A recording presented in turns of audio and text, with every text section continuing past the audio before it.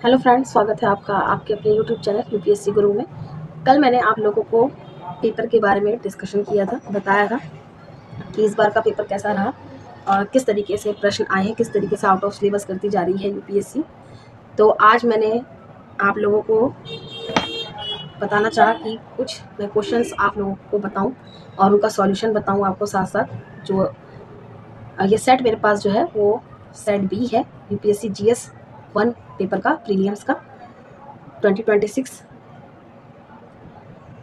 तो आज हम इसको डिस्कस करेंगे, अच्छे से समझेंगे, 20 क्वेश्चंस लेंगे और अच्छे से इसको देखते हैं। तो चलिए शुरू करते हैं। हमारा पहला प्रश्न है सेट बी का। जलवायु परिवर्तन पर भारत की अनुक्रिया के संदर्भ में निम्नलिखित कथनों पर विचार कीजिए। यहाँ पे आपको 3 सेंटेंस दिए गए हैं। पहला है, भारत की दीर्घकालिक निम्न उत्सर्जन विकास रणनीति वर्ष 2070 तक नेट जीरो उत्सर्जन को प्राप्त करने के लिए एक निर्णायक साधन है।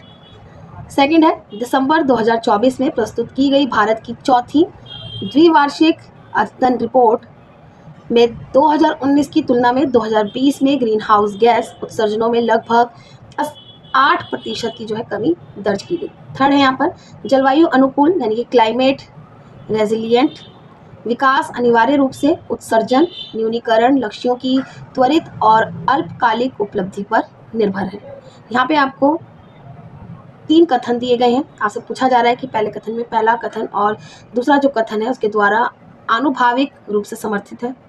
सेकंड यहाँ पे पूछा जा रहा है कि कथन थर्ड और कथन फर्स्ट में निहित दृष्टिकोण का खंडन करता है। ये बहुत नया तरीका दिया है इस बार उन्होंने पूछने का।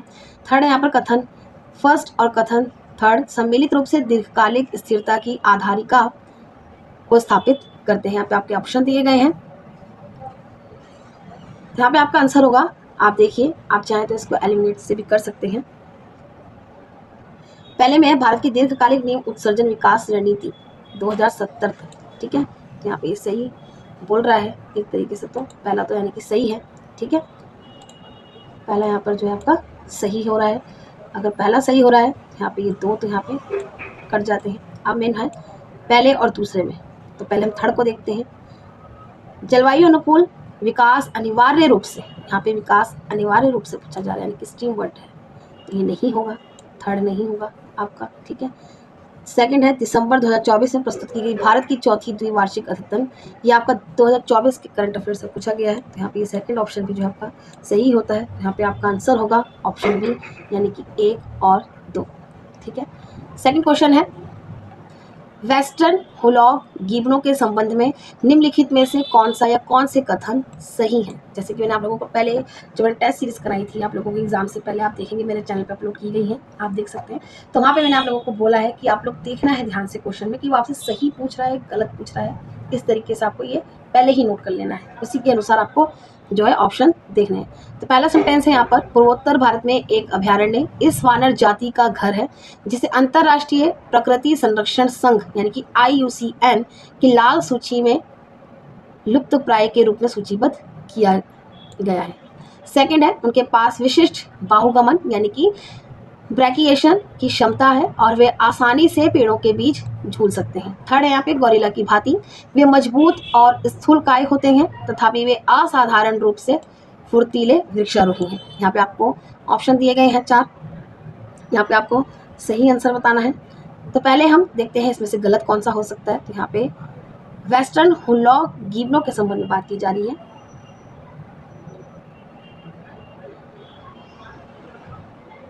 आसानी से पेड़ों के बीच झूल सकते हैं, ठीक है, ये तो है। सेकंड वाला तो कंफर्म है। अब सेकंड वाला कंफर्म है, तो यहाँ पे ओनली वन और ओनली थर्ड तो नहीं हो सकता। अब इन दोनों को देखते हैं यहाँ पर, ठीक है।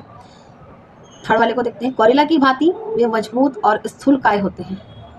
गोरिल्ला की भांति तो ऐसा तो नहीं है, तो यहाँ पे थर्ड भी जो है अट गया, तो याना नहीं होगा। तो आपका आंसर होगा फर्स्ट और सेकंड, यानी कि ऑप्शन बी, ठीक है। अब आते हैं थर्ड क्वेश्चन पर।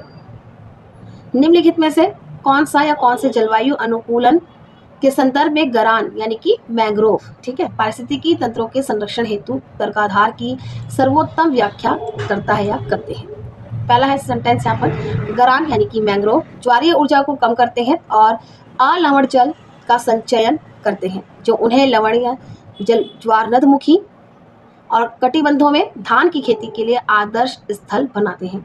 उनकी लवण संवेदी जड़ें जो है समुद्री जल को छानती हैं। इस प्रकार तटीय भूमि को अलवण जलीय कृषि यानी कि एक्वाकल्चर क्षेत्रों में परिवर्तित करने में घरानों की मुख्य भूमिका होती है।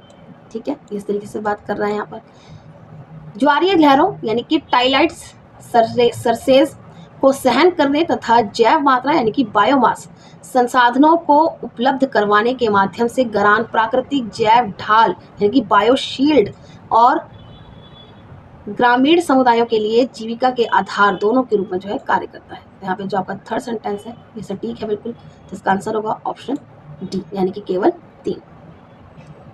अब आते हैं क्वेश्चन नंबर 4। विझिंजाम अंतर्राष्ट्रीय समुद्री पतन भारत के समुद्री व्यापार और संभार तंत्र यानी कि लॉजिस्टिक्स नीति में संरचनात्मक परिवर्तन को किन रूपों में निरूपित करता है। यहाँ पे आपको 3 सेंटेंस दिए गए हैं। पहला है तटीय पोत परिवहन पर निर्भरता को कम करने और विदेशी सहयोग की आवश्यकता को समाप्त करने के लिए केवल एक घरेलू कार्गो केंद्र के रूप में कार्य करना। ठीक है। सेकंड है मुख्यतः यात्री क्रूज पर्यटन और विरासत पोत परिवहन पर केंद्रित करते हुए एक समुद्री विरासत गंतव्य के रूप में केरल की पहचान यानी कि प्रोफाइल को बढ़ाना। इस तरीके से बात की जा रही है। अपनी प्राकृतिक गहराई और रणनीतिक अवस्थान का लाभ उठाते हुए विदेशी यानांतरण पतनों पर निर्भरता को जो है कम करना, राजस्व बनाए रखने को बढ़ाना और क्षेत्रीय समुद्री व्यापार में भारत को पुनः स्थापित करना। यहाँ पे थर्ड आपका जो सटीक है, तो आपका आंसर होगा ऑप्शन डी। यहाँ पे स्ट्रीम वर्ड आया है, ये नहीं है। ठीक है, याद रखिए। अब आते हैं क्वेश्चन नंबर 5। निम्नलिखित सूचना के आधार पर भारतीय उपमहाद्वीप की नदी को पहचानिए। यहाँ पे भारतीय उपमहाद्वीप की नदी बात की जा रही है। इसका एक पूर्ववर्ती अपवाह तंत्र है। यह तीनों देशों से होकर बहती है। इसका उद्गम तिब्बत के पठार में होता है और यह सिंचाई के लिए जो है महत्वपूर्ण नदी है। तो यहाँ पे ये लग रहा है यहाँ पर। ठीक है, आप देखिएगा अभी। लेकिन यहाँ पे एक ऑप्शन सेंटेंस और दिया गया है, इसमें पूछा गया कि इसकी कोई वितारिका नहीं है। अब वितारिका नहीं है, ठीक है, तो यानी कि इसका आंसर होगा ऑप्शन सी सतलुज। ठीक है, याद रखेंगे आप, ऑप्शन सी ऑप्शन है। ठीक है, याद रखेंगे। अब आते हैं क्वेश्चन नंबर 6। भारतीय राज्यों के संदर्भ में निम्नलिखित में से कौन सा या कौन से सही नहीं है। यहाँ पे नेगेटिव पूछ रहा है कि नहीं है, वो बताना है आपको। उत्तर प्रदेश सबसे अधिक संख्या में अन्य भारतीय राज्यों के पास जो है राज्यों के साथ अपनी सीमा साझा करता है, यानी कि सबसे अधिक संख्या में, सबसे अधिक बोल रहा है। ठीक है, तो नहीं होगा। सेकंड है सभी भारतीय राज्यों में से राजस्थान सबसे लंबी अंतर्राष्ट्रीय सीमा जो है साझा करता है, ये बिल्कुल सही है। सिक्किम एकमात्र राज्य है जो केवल एक अन्य भारतीय राज्य के साथ अपनी जो सीमा साझा करता है, ये भी आपका सही है। तो आपका आंसर होगा ऑप्शन सी यानी कि 2 और 3। याद रखेंगे, यहाँ पे नहीं पूछा था। ठीक है, वो बताना था। अब आते हैं क्वेश्चन नंबर 7। मंगोलिया से प्रत्येक वर्ष नागालैंड के दोयोंग झील में अमूर बाजों के आगमन के संबंध में निम्नलिखित में से कौन सा या कौन से कथन सही है। पहला है यह दर्शाता है कि कैसे निरंतर स्थानीय संरक्षण प्रयास अंतर्राष्ट्रीय प्रवासी पक्षियों के आगमन और संरक्षण में योगदान दे सकते हैं। सेकंड है यह उन उन्नत ट्रैकिंग प्रौद्योगिकियों की वैश्विक सफलता को दर्शाता है जो प्रवासी पक्षियों को अपने प्रवास स्थल पर वापस जाने का मार्ग दिखाती है। यह पुष्टि करता है कि अमूर बाजों ने अनुकूल आवास संबंधी परिवर्तनों के कारण भारत को स्थायी निवास स्थल के रूप में अपना लिया है। तो ऐसा नहीं है। ठीक है, अब थर्ड नहीं है, तो यहाँ पे हो गए। अब पहला और दूसरे में कंफ्यूजन है।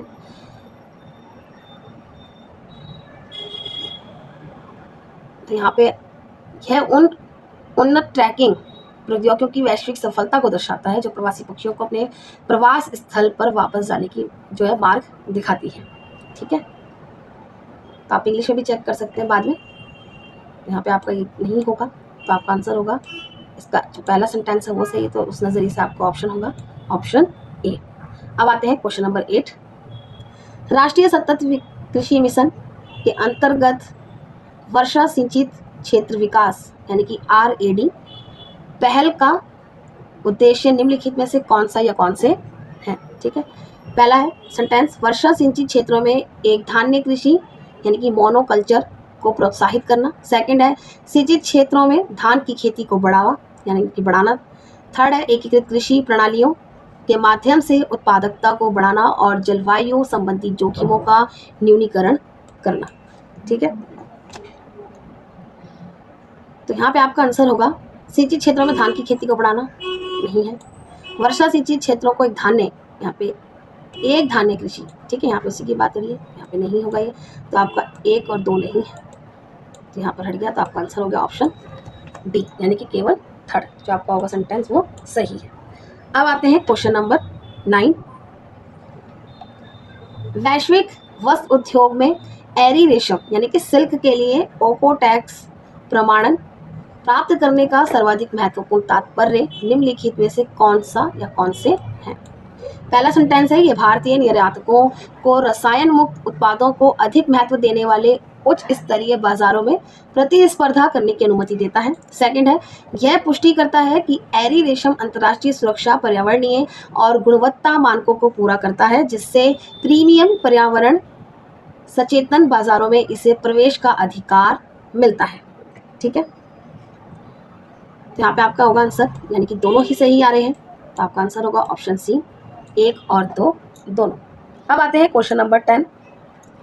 निम्नलिखित में से किन देशों से आने वाले जहाजों को हिंद महासागर तक पहुंचने के लिए हॉर्मुज जल डमरू मध्य यानी कि स्ट्रेट ऑफ हॉर्मुज को पार करना होता है? आई होप कि ये क्वेश्चन आप सबने ही अच्छे से किया होगा, क्योंकि ये करंट अफेयर का क्वेश्चन है और अभी हॉर्मुज जो है बहुत ज़्यादा ही न्यूज़ में आ रहा था, न्यूज़पेपर में आ रहा था, तो आई होप कि आप सबने इसका आंसर जो है अच्छे से करा होगा।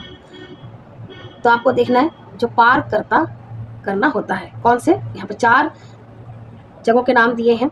ठीक है, सीरिया नहीं है, अब सेकंड नहीं है, तो सेकंड जहाँ पर नहीं है यहाँ पर आप इसको कट कर सकते हैं। ठीक है, सेकंड वाला आपका वहाँ नहीं है, यानी कि ए और सी तो नहीं है, कट कर दीजिए इसको। मिस्र ये भी नहीं है, 4 नहीं है आपका, तो आपका आंसर सीधा सीधा निकला ऑप्शन बी 1 और 3 यानी कि बहरीन और कतर। इसका आंसर होगा ऑप्शन बी, क्योंकि ये करंट अफेयर्स का है और अभी हाल ही में बहुत चर्चा में है। अब आते हैं क्वेश्चन नंबर 11। तुंगू राहुआ ज्वालामुखी, जिसे वर्ष 2025 में यूनेस्को द्वारा एक वैश्विक भू उद्यान यानी कि ग्लोबल जियो पार्क घोषित किया गया। ये करंट अफेयर्स का टॉपिक है, करंट अफेयर्स का प्रश्न है, ये 2025 में बहुत रहा है चर्चा में, तो आई होप कि आपने भी बहुत अच्छे से किया होगा। तो इसका आंसर मैं भी जब बताऊंगी कि इसका आंसर होगा इक्वाडोर यानी कि ऑप्शन ए। अब आते हैं क्वेश्चन नंबर 12। माधव राष्ट्रीय उद्यान के संदर्भ में निम्नलिखित में से कौन सा या कौन से कथन जो है सही है, उनको देखते हैं। पहला है, इसे वर्ष 2025 में भारत का बाघ अभयारण्य टाइगर घोषित किया गया। सेकंड है, साख्य सागर जिसे रामसर स्थल के रूप में नामित किया गया है, इस राष्ट्रीय उद्यान के भीतर स्थित है। इसका क्षेत्रफल मध्य प्रदेश और राजस्थान के बीच में जो है साझा होता है। ठीक है, तो थर्ड तो नहीं है, अब जहाँ थर्ड नहीं है वो कट हो गया आपके साख्य सागर।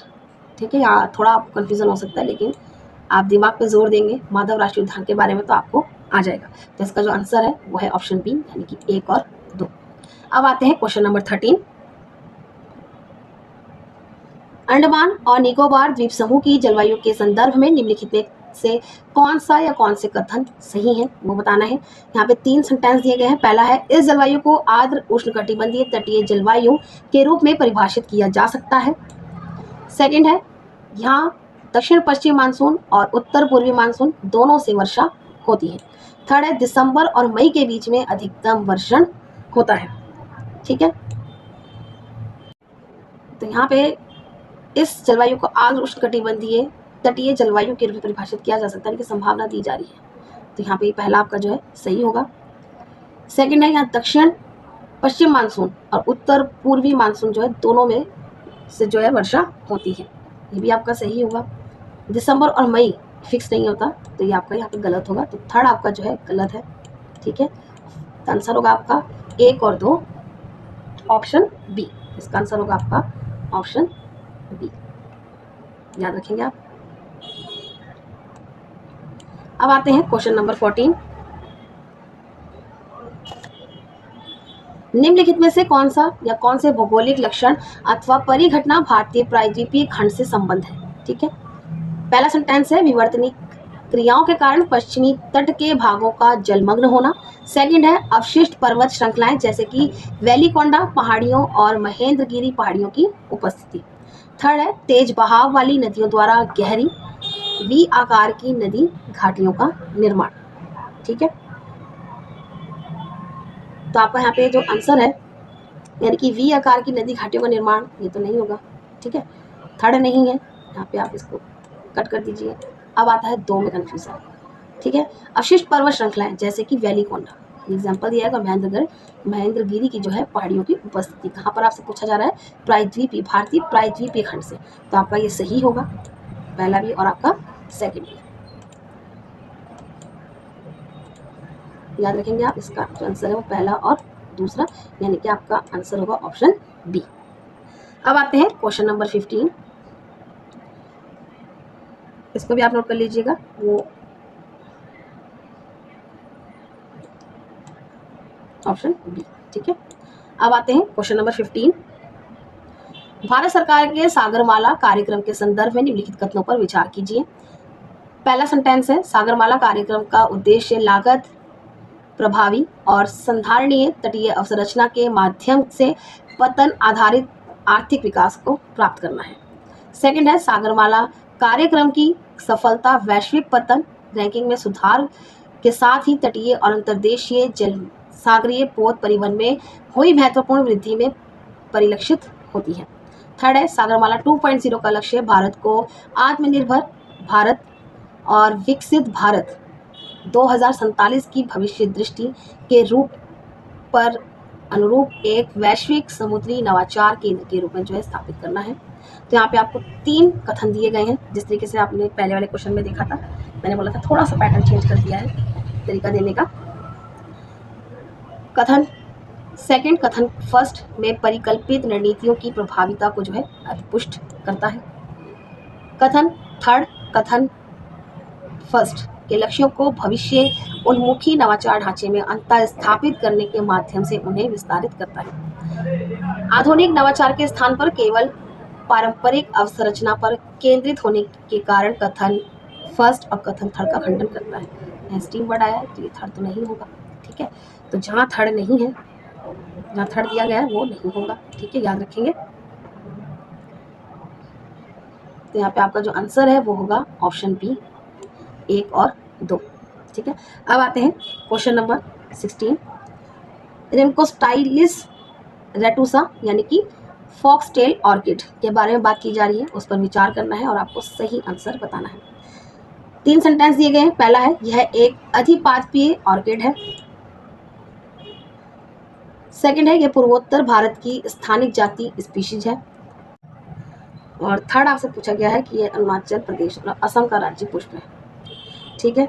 तो ये भारत की स्थानिक जाति, पूर्वोत्तर भारत की स्थानिक जाति पूछा जा रहा है, तो ये नहीं है आपका, सेकंड वाला नहीं है। तो जहाँ सेकंड नहीं है कट कर दीजिए, सेकंड नहीं है।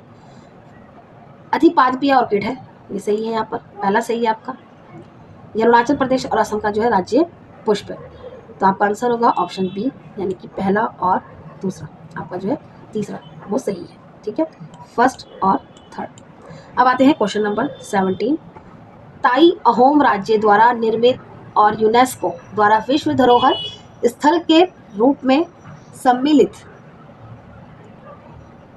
मोईदामों के संबंध में यहाँ पर पूछा जा रहा है कि कौन सा कथन या कौन से कथन सही है। वे सैन्य दुर्ग के रूप में कार्य करते थे। वे राजवंशियों और अभिजातों के मनोरंजन केंद्र थे, नहीं।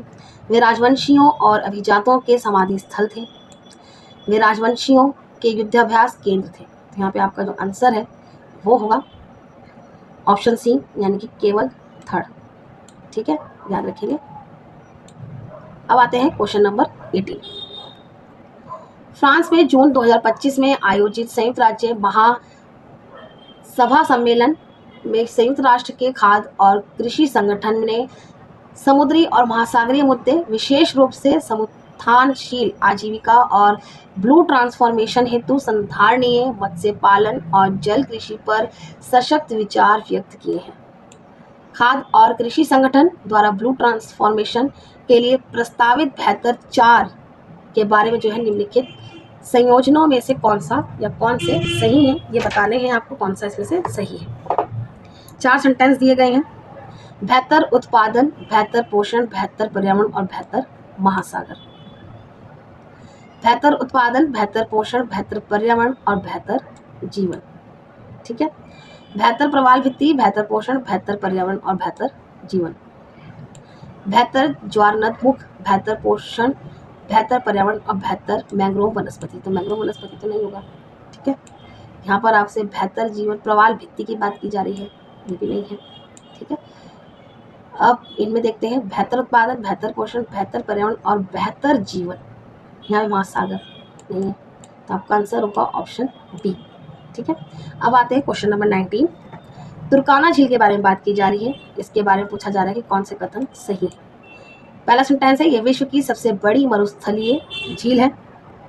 ठीक है, यह झील दक्षिण सूडान में सहारा मरुस्थल की पूर्वी सीमांत के साथ साथ जो है स्थित है। यह झील यूनेस्को के विश्व धरोहर स्थल के रूप में सूचीबद्ध है और इसे जेड सागर के रूप में भी जाना जाता है। यहाँ पे आपका आंसर जो है वो थर्ड और फर्स्ट जो है वो बिल्कुल सही है। तो आपका आंसर होगा ऑप्शन बी, पहला और तीसरा। अब आते हैं क्वेश्चन नंबर 20।